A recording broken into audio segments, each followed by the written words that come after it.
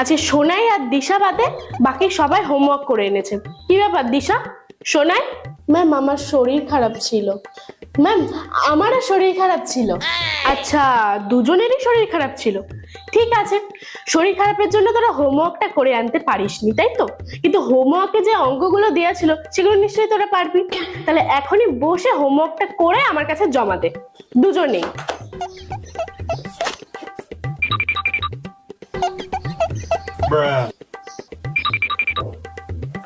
Ma'am আমার complete হয়ে গেল।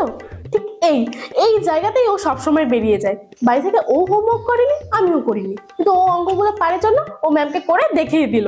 এবার ম্যাম ওকে কিচ্ছু বলবে না, কিন্তু আমি বাড়ি থেকে করিনি জন্য পানিশমেন্ট পাবো, এখানে পারলাম না জন্য সেটার জন্য পানিশমেন্ট পাবো। শোনাই তোরটা? ম্যাম